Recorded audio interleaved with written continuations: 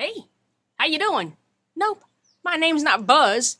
I'm the Lawnmower lady, and I like fixing small engines. Today's video is a little different. It's going to be about how to rebuild a fuel tap, sometimes called a petcock. This one happens to be on an old Vespa scooter, but you find them on a lot of small engines, and if you do any work on those, you're going to find this often on go-karts, mini bikes. I've even seen them on some generators, but rather than trying to replace the entire fuel tap when this one is frozen up, the internal parts get old, cracked. I'm sure ethanol has something to do with it, but it's a lot easier to actually rebuild it rather than trying to get in, remove it. Sometimes the odd-shaped tanks, you have to have special tools and whatnot, but you can actually rebuild them from the outside in. Save you some time. Follow along.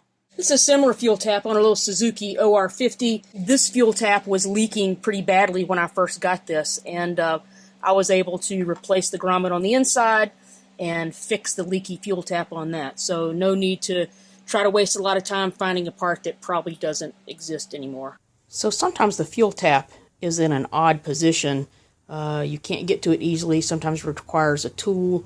A lot of people don't realize that these are rebuildable. If they sit too long in one position, which unfortunately this one did, it has seized up in the reserve position. This has three positions very commonly: a reserve, turn it to off, and then all the way over is the regular run position. Now if your go-kart or whatever you have, or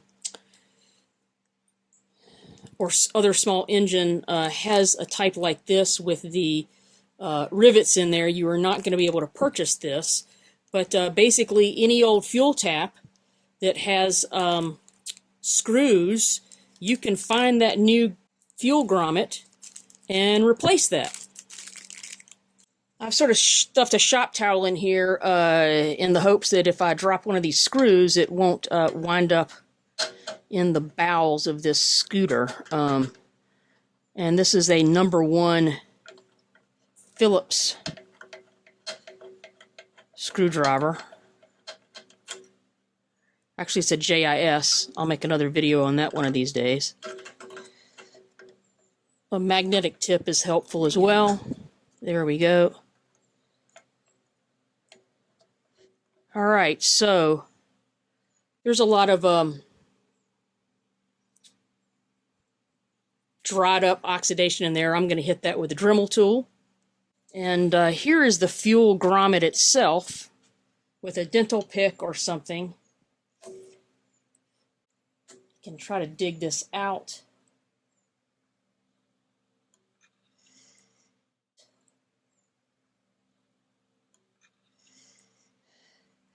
Yeah, see, here's the back side. There's a fair amount of oxidation in this one also. And you can see where it got torn just a little bit. So this one probably would wind up leaking some.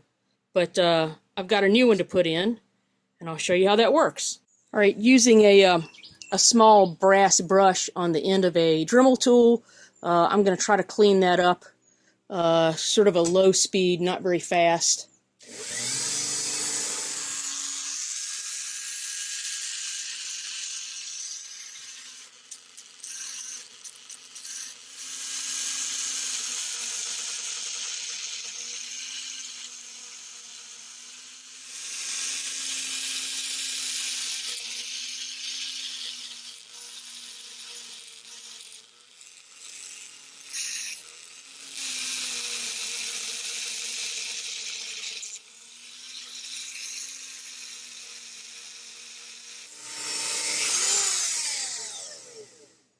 Alright, that is a whole lot better than it was, and hopefully it won't tear up the new gasket.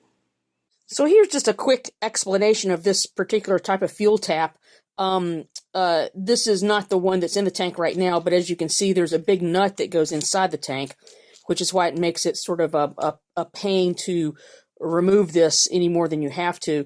But inside here, this position has a 3-position fuel tap, which is on, off, and reserve.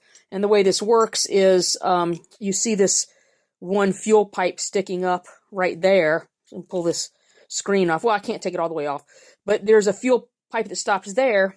And then on the inside is where the reserve fuel goes in. So as the fuel level goes down, okay, when it hits here, you're going to run on empty. You're going to have to switch it over to reserve to get that last couple of inches of fuel out of the tank at that point.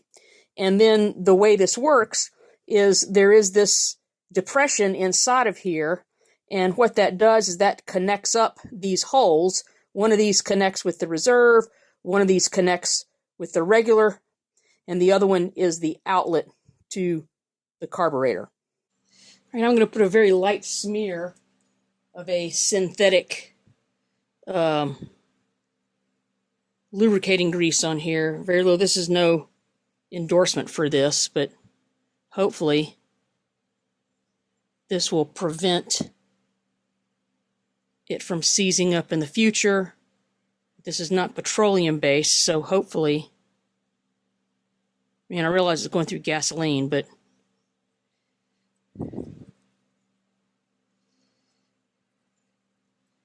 just a very, very thin coating.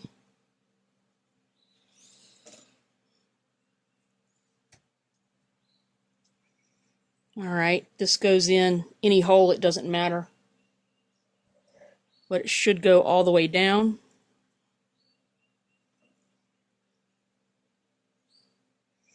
And make sure this is oriented correctly. Nope, it needs to go this way.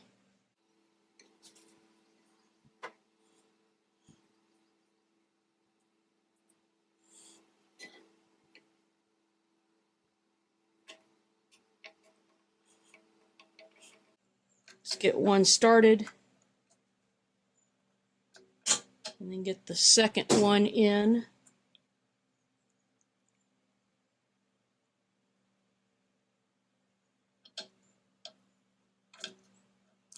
Oops. See, that's why the towel is there.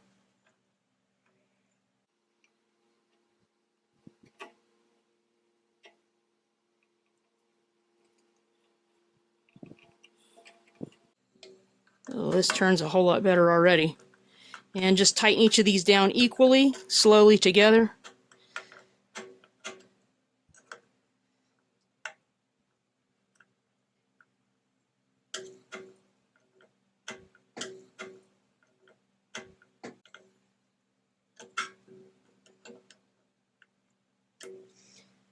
And this fuel tap turns with ease now. This should be good to go for another 35 years. So this is the fuel tap that I showed you earlier with the rivets in it. It was already broken anyway, so I drilled those out. But this is what you're looking for on this fuel grommet right here. Needs to have all the edges that are there. If there's any of them torn or twisted, that's going to allow fuel to leak from one hole to the other. All right? So this is something you want to look out for, and if it needs replacing, you'll have to replace that. You can find these fuel grommets.